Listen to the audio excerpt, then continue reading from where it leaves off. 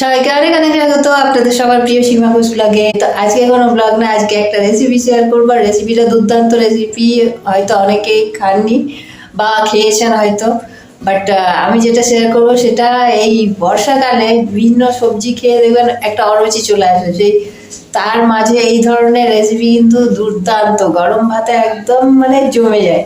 তো আজকে সেই রেসিপি আপনাদের সাথে শেয়ার করব, তাই স্টে টুন। আর যারা এখন পর্যন্ত আমার ব্লগ চ্যানেলকে সাবস্ক্রাইব করেনি তাদের কাছে রিকোয়েস্ট, প্লিজ সাবস্ক্রাইব করে নেবেন আর পাশে থাকা অল বেলটা প্রেস করে দেবেন, যাতে আমার কোনো নতুন ভিডিও এলে আপনার সাথে সাথে নোটিফিকেশন পান। তো চলুন না দেরি না করে আগে রেসিপিটা আজকে শেয়ার করি। তো কলা ফুলের যে ভিতরের অংশটা থাকে সেটা আমরা কুচিয়ে কলার মোচার সাথে রান্না করি, কিন্তু আজকে সেইভাবে করবো না। কলার মোচা আলাদাভাবে রান্না হবে আর এটা করবো আলাদাভাবে রান্না। তার জন্য আগে সেদ্ধ করবো। এখানে মোচার ফুলগুলোকে সব ছাড়িয়ে পরিষ্কার করে রাখলাম, আজকে আর করছি না, ছাড়িয়ে রেখে দিলাম। আর যার যে ভিতরের যেটা থাকে ছোট্ট অংশটা, ওটাকে কেটে সেদ্ধ হতে দিয়েছি।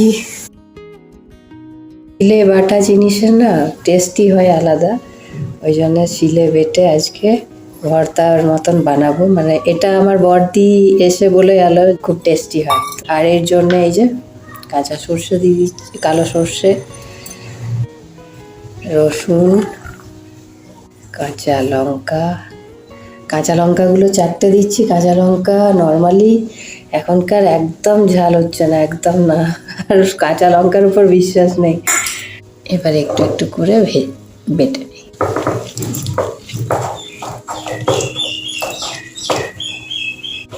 এটা গরম ভাতে অসাধারণ লাগে খেতে। বাইরে গাছের মধ্যে টুনটুনি পাখির ডাক শুনতে পাচ্ছেন আপনারা? কি মিষ্টি লাগছে না? এটা কিন্তু কোনো ব্যাকগ্রাউন্ড সাউন্ড নয়, ওই পাখিগুলো নিজের থেকে আসে, এসে নানান হাঁক ডাক কিচিরমিচির শুরু করে। তো যাই হোক, এই রেসিপি মানে আমার এত ভালো লেগেছে খেয়ে, আপনাদের সাথে মানে এটা শেয়ার না করে থাকতে পারলাম না। রিয়েলি রিয়েলি দারুণ টেস্টি।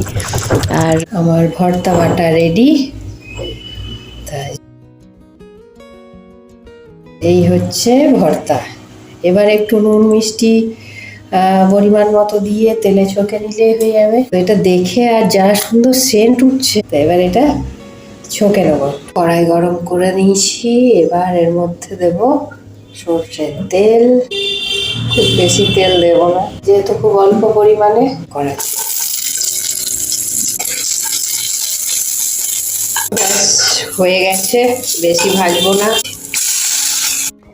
তো অনেকেরই প্রশ্ন হতে পারে যে আমি মিক্সিতে কেন বাটলাম না, শিলে কেন বাটলাম, আমি এত কম তেল কেন দিচ্ছি। তো সেগুলো বলছি। তো অ্যাকচুয়ালি আমি তেল কম খাই, আর পরিমাণ যেহেতু এটা অল্প, তো বেশি তেল ওই জন্য দিলাম না। এরপর এর উপরে একটু কাঁচা তেল দিয়ে নামিয়ে নেওয়ার পর একটু কাঁচা তেল দেবো, তাই তেল অনেকটাই হয়ে যাবে। আর মিক্সিতে বাটলাম না, কারণ মা ঠাকুমারা শিলে নড়াতেই বেটে আমাদেরকে রান্না করে খাইয়েছে, আর সেই রান্নার কিন্তু টেস্ট সত্যি অসাধারণ হয়। আর আমিও বিশ্বাস করি, যেহেতু আমিও বহুকাল শিলের বেটেই আমি রান্না করতাম, তো আমারও খুব ভালো লাগে শিলে বাটা মশলা। তো যাই হোক, একটু নুন মিষ্টি পরিমাণ মতন দিয়ে এটা নেড়ে চেড়ে নামিয়ে নিলে ব্যাস কমপ্লিট। যাক, মাঝে মধ্যে বানিয়ে খাওয়া যাবে।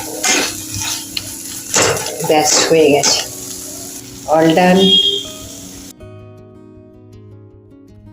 এই হচ্ছে আমার কলার মোচার ভর্তা। আপনারা অবশ্য করে দেখুন, খেয়ে দেখুন, গরম ভাতে একদম অসাধারণ, এত টেস্টি হয়েছে। আহা, অসাধারণ।